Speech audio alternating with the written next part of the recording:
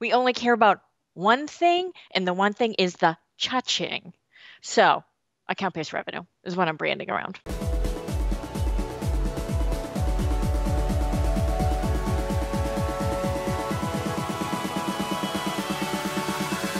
Hello Sales Nation and welcome to today's show. On today's show we have Trish Bertuzzi, who is the president of the Bridge Group. And on today's show we're getting real.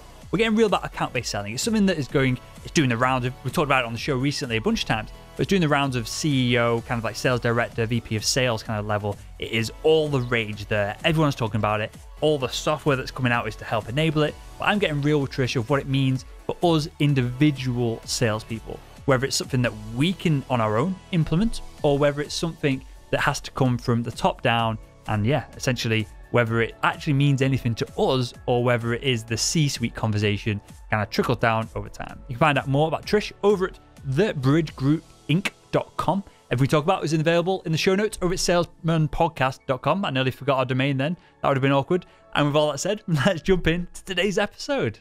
Trish, welcome back to the Salesman Podcast. It's good to be back. I'm glad to have you on. I had a blast last time we recorded.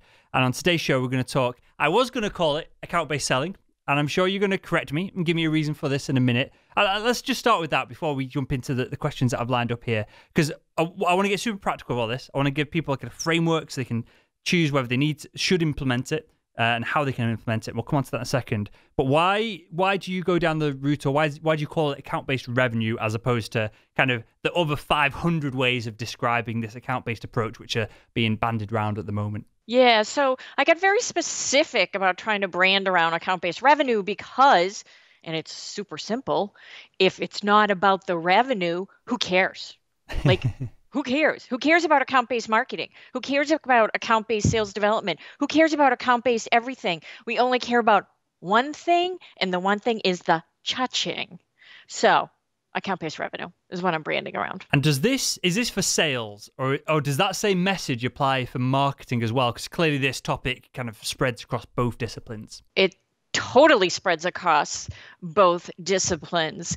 I mean, if there isn't massive thought and synergy about sales and marketing collaboration and choreography, then ABR is never going to work. So it's most assuredly a discipline for both sales and marketing. You can't just do account-based marketing because sales has to change the way they sell to make it work. And you can't just do account-based sales because marketing has to provide you with the content and the infrastructure and the strategy to surround those accounts. So collaboration and choreography. Amazing. Okay, so I want to start on the lowest without kind of annoying and pissing off and kind of demotivating the whole of the audience. But I want to start off in the trenches and the lowest level of this, because there's another conversation to have on the management level, on the kind of executive level of how all this works and the longer term strategy and the benefits of this.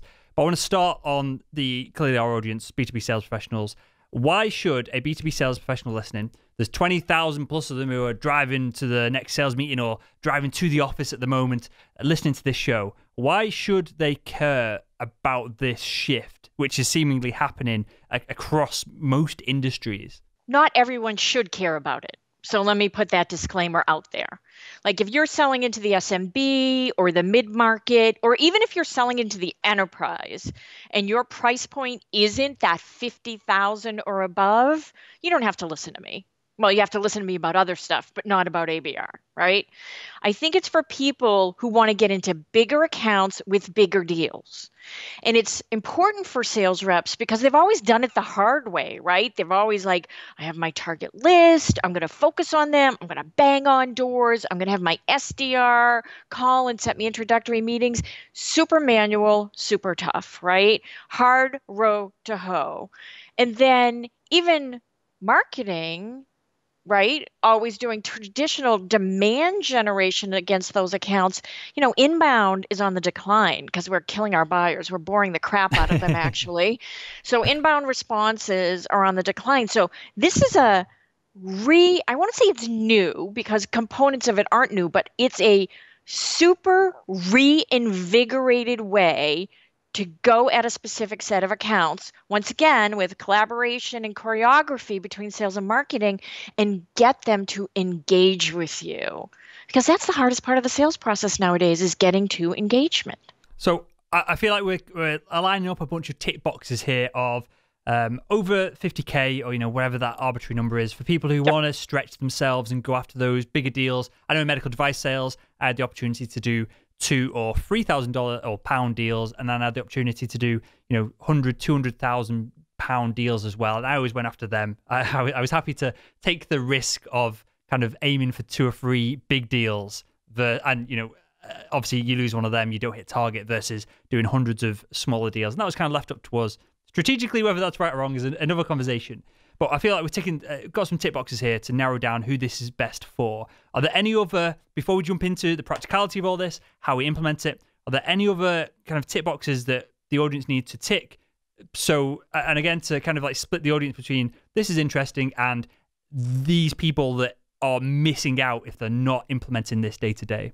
So here's the thing. This isn't driven at the rep level. I have to be honest with you. The sales reps themselves are a cog in an ABR wheel. And I'm not saying that in a negative sense. I'm saying you have a role to play. But you can't drive this. This is a go-to-market strategy that needs to be dictated by the executives, the sales and marketing executives in your company, for it to work. You can't do it by yourself. No, don't try. Won't work. Just keep doing whatever you've been doing to make yourself successful. But if you can get the sales and marketing executives in your company on the ABR bus, man, oh man, is your life going to be easier. So I highly suggest you try to do that. Well, let's reframe the conversation slightly then, because I agree and humbly disagree with what you're saying. Because I think there's a lot of the account-based revenue approach. People disagree with me. Well, no, and it's not a confrontational disagreement. It's you're totally right. You're spot on. For this to happen across your organization, for it to be implemented on a high level, so it's going to drive the organization down that whole route, it needs to be like management, senior exec kind of led. Absolutely. Totally agree. That's all. No kind of bones to pick or debate about that. But there's a lot of this that if you are in so one of the companies I worked for, it was a multi-billion-dollar company, but it's family owned. We didn't even have a CRM, and it was one of the most prestigious medical device companies on the planet. Basically invented a whole like type of surgery, and we didn't have a CRM.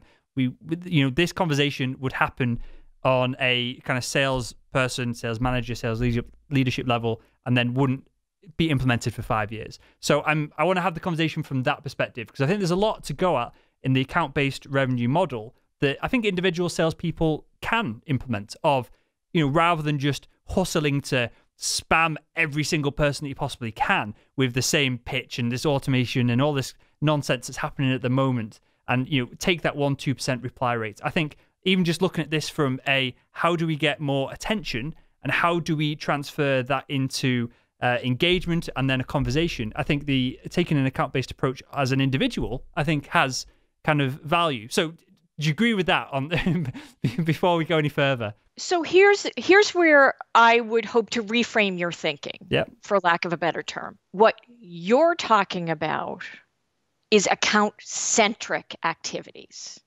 And what's the difference? Go super basic with us all here. Okay. So super basic is this. Actually, I wrote a phenomenal post about it, which you can find at blog.bridgegroupinc.com, called The Differences Between Account-Centric and Account-Based Selling. But at the core, account-centric is when you as a sales rep or even as a company say, okay, ready? I'm going to generate revenue out of this set of accounts, right? I'm going to draw a box around this set of accounts. And then you go and execute what we know as traditional activities against it. Yes, there's personalization, because if you're not doing that, I mean, what are you doing? Anyway, so personalization is table stakes. But at the rep level, what you're doing is going in at the buyer persona level with personalized messaging in your boxed set of accounts, and you think you're executing an account-based strategy. My premise is that you're executing an account-centric strategy. Account-based, in my world, is when the AE is a part of a much larger team. It's a part of a cross-functional team in your organization. And what your organization has done at the highest levels is say, I'm not just drawing a box around this set of accounts. We're committing to getting our revenue from this set of accounts. And everyone sells. The CEO, your board of directors, your VP of products, your CISO, I don't care who. Everyone has a role based on their relationships and what they have to offer on getting that account to engage with you. It's not about traditional demand generation, although some of those tactics are in play, and it's not about an AE just going after a specific set of accounts, maybe with his SDR as a partner. It's a corporate strategy to drive engagement with super personalization at the account level as well as at the buyer persona level, and with something that utilizes really interesting ways to arouse curiosity and develop relationships. So I want you to tell me what, because this is going to be fascinating for the audience and I'm learning here, Trish. I want you to tell me, I'm going to outline what I used to do with my accounts in which seemingly a centric approach. And I want you to tell me if a company goes kind of 100% in, what they would be doing different on an account-based approach. So okay, that'd be fun. So I would break down my target. If it was 2-3 million quid, wherever it was, around 2.5 to 3, it bounced between. And I would have a geographic territory, which is kind of two hours drive around my house with all these NHS trusts. I would split it up into NHS trusts, and then you kind of keep going down there through disciplines, through departments, all this kind of thing. So I would be having these.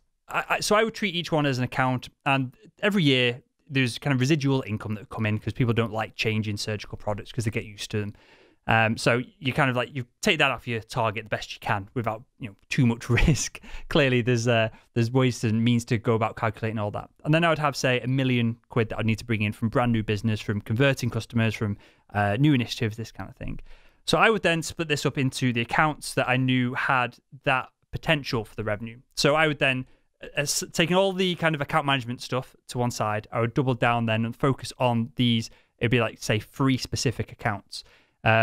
Internally, I kind of had like a little bit of marketing, but it was really not well utilized. He was very knowledgeable about messaging and all this kind of stuff, but he was basically spending a lot of time making stuff pretty as opposed to implementing a full-on marketing approach. So it wasn't really an option to kind of go to marketing to get insights and all this kind of stuff on the accounts.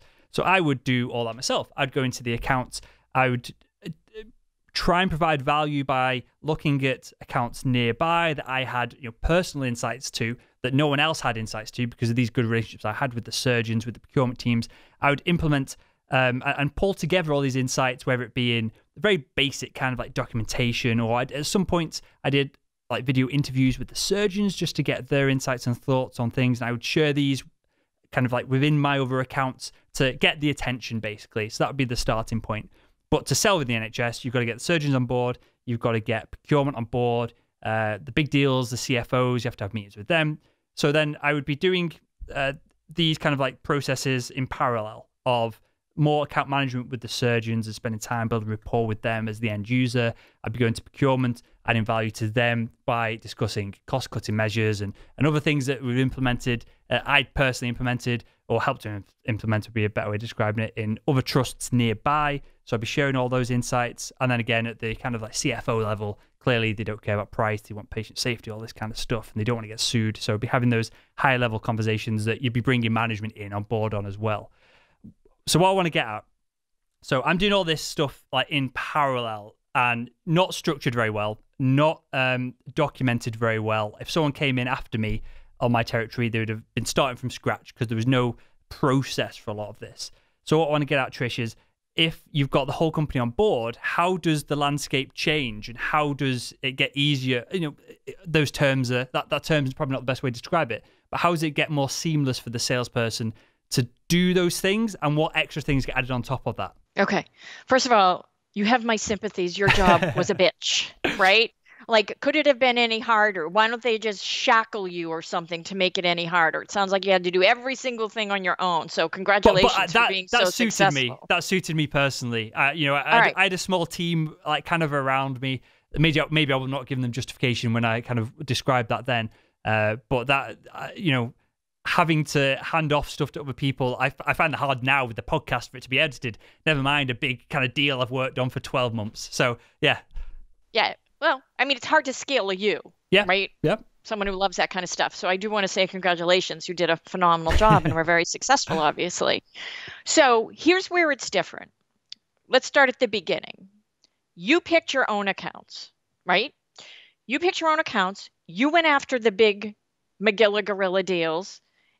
You went after 2 or 3. And if you didn't get one of them or you didn't get 2 of them, you never made your number, right? Mm-hmm.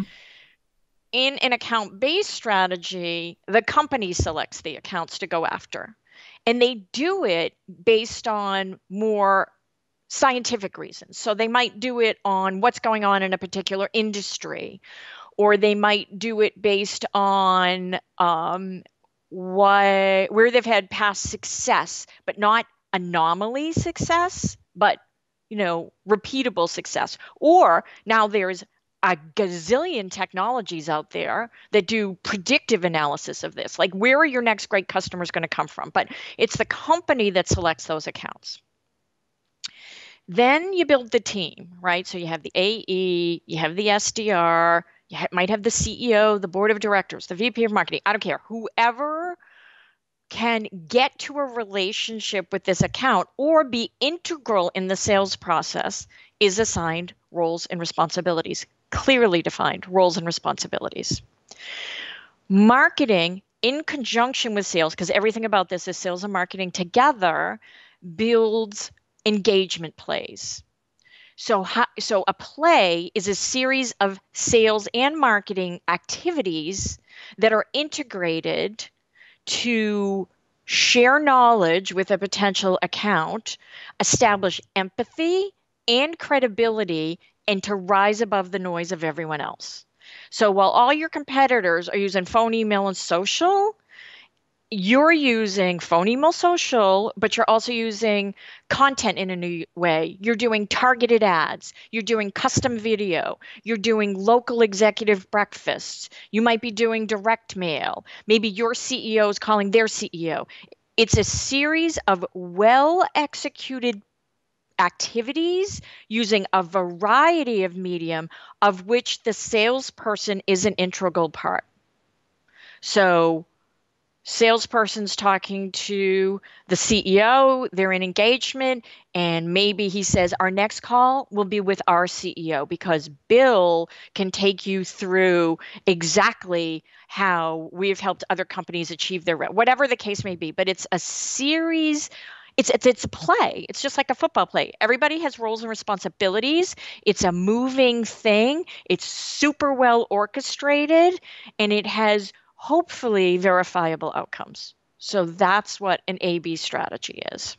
ABR strategy. Does this come before or after the need for the product, the service, the kind of solution has been defined? Do we select an account? Would an account be selected at that high kind of like business level, executive level, that has just had a load of funding, for example, or revenue kind of pumped into it? And so we would set up this account-based revenue model to be at the forefront of any decisions that are being made? Or is this done reactively on the back of the salesperson gets kind of in a conversation and they need the solution that you're providing, and so this is implemented after the fact? It's pre-fact. It's pre-engagement. It's to get your salesperson to the engagement stage with your potential buyers. Cool. I think that's obviously, well, you could have took a lot of what I said and split it into different roles, and it would clearly would have done a million times better and more effective. But I think the biggest takeaway from what we've just discussed so far, Trish, is this is a totally different way of doing it and scaling revenue from a whole kind of like corporate level, isn't it? Rather than being totally reactive, waiting for kind of like lead gen from marketing to hit your inbox, and then you kind of decide, well, this is nonsense. This is nonsense. I'll call this person, and then you kind of battle to get the attention from them. This is just taking all that off the table. Obviously, that still will arise, but it's taking all that off the table and just going kind of like gung-ho at it from a proactive perspective, which is exciting. It is exciting. And I think you hit the nail on the head when you said, this isn't just about marketing. Sales has to change the way they sell, right? Sales has to be equipped to have the kinds of conversations that are going to be teed up for them. It's not just about, hey, you want to see a demo?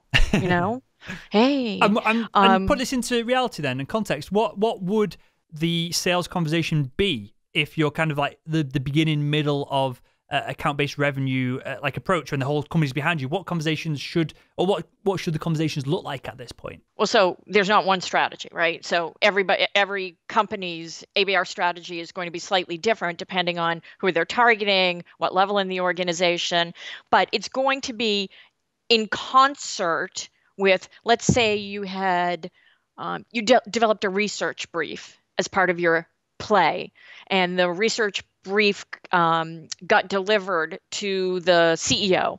Well, the conversation has to be around the topic of the research brief. You're looking to establish that empathy. It's all about sort of the challenger sale, being that trusted advisor. You're not as much selling, although obviously you're going to lead your buyer down a path, as you are becoming a part of your buyer's organization and someone who's their go-to expert on whatever topic your solution addresses. Okay, so I want to turn the conversation on its head, and I'm going to ditch all the questions that I had here, Trish. I want to get some real practical insights of 6 months, 18 months, 24 months ahead of this now. Clearly, it's getting talked about so much, both on this show, on every other show.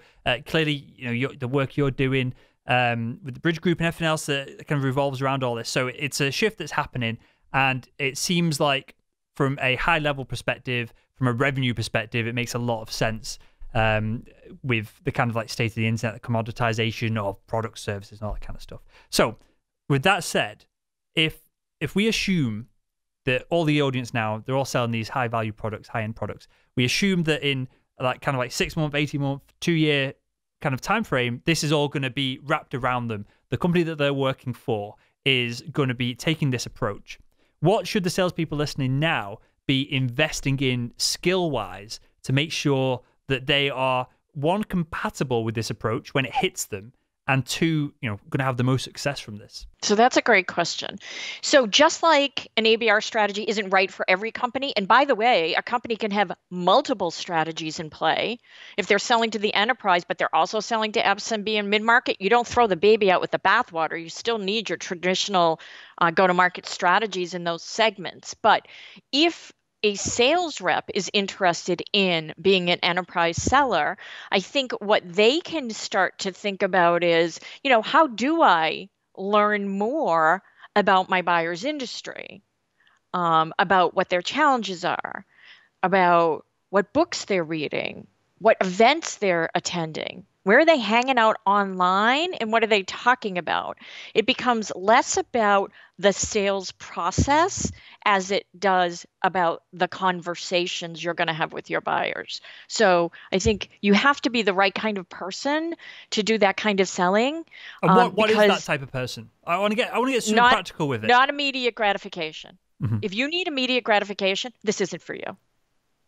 It's just not for you. It's a longer play. It's a longer sales cycle. It's a higher priced item. You're probably talking to more senior levels in the organization. So, and there's nothing wrong with that, right? Who doesn't not everyone needs immediate gratification, but a lot of us do, right? And that's not what this is about. So if you need to be checking the boxes, moving along, closing those deals, you want to close, 8, 10, 5, 6, whatever your number is a month, this might not be the right sales process for you. And I just want to, again, double down onto this. For someone who is listening to this going, I love this idea, I love the concept, this suits my pace of selling. I'm not that stereotypical used car salesperson. I'm not wanting to, manipulate and push and pressure. I want to, have a more senior executive conversation where clearly we're positioning ourselves correctly to win the business. Mm-hmm. What should they be? What's the first step to get involved with all this? Is it industry specific? Should someone who's listening to this now, who's perhaps more on that kind of fast-paced sales role that they're involved in that world at the moment, should they choose a specific industry that they're interested in, learn a crap ton about that industry, as you just described then, of knowing kind of where they are, the events, where their potential customers are hanging out both online and offline? Is that the first step to move into I'm going to call it a more like senior sales role like this? That's a really hard question to answer because you can't just move into the role. The role has to be available to you to begin with, right? Do I think there are innovators and early adopters in the ABR space? Absolutely. And it's pretty much high tech, because high tech is always an innovator and early adopter. And then there's some other industries that are following. But, you know, you don't have to make a giant leap. I think you can take baby steps to learn about this. I mean, if you haven't read The Challenger Sale, read The Challenger Sale. Jill Conrath wrote a book, I don't even know how long ago it was, called Selling to Big Companies. It's different. Barbara Weaver Smith wrote a book called Whale Hunting. And I believe she came out with a second version of that book. So it's, just like anything else. If you want to improve your skills, and it's never been easier to do so. There's a million events. Like, you can't swing a cat without hitting an AB event. And there's a million vendors you can follow. So, well, we'll link to all that in the show notes specifically. And that's what I'm trying to get at. I'm trying to get at practical things that the audience can do. Clearly, the Challenger Sale gets mentioned all the time on the show, but I think it's a good resource for this. And do you think events are perhaps underrated by sales professionals to learn about things like this? Because it's not something that I was ever in medical device sales. No one ever. I would do medical device events, and I would be like hosting them and presenting at them, on behalf of the company. But they never give me the opportunity to go to an event to learn more about sales. Well, isn't that a shame? I mean, I talk about that all the time. We're willing to invest in spending a fortune on hiring someone, and then we do a crappy job with their professional self-development. So I'm a huge fan of sending individual contributors to events as a learning experience. Okay, good stuff. And I've got one final thing that I want to wrap up the show with here, and I don't know your thoughts on it. I don't know. It's kind of 50-50 on the show. It's as equal as split as should salespeople create content, and that's 50-50. And we're not going down that rabbit hole. Well, this kind of ties in with it. Should sales professionals who want to be selling and having these high-level conversations and bigger enterprise deals, should they be working on the personal brand? Is it a necessity at this level to be known in your industry, right? Good or bad, I guess, or is it kind of in the account-based approach, the organization that you're selling to are buying from the organization that you work for, not you personally? Well, how could having a personal brand ever be a negative? I mean, I don't think it's for everyone. Not everyone's comfortable with it, nor do they have the skills to do it. But, you can build a personal brand, I think, by sharing other people's information that you think your buyers would find valuable. But, I mean, personal brand is never a negative, ever.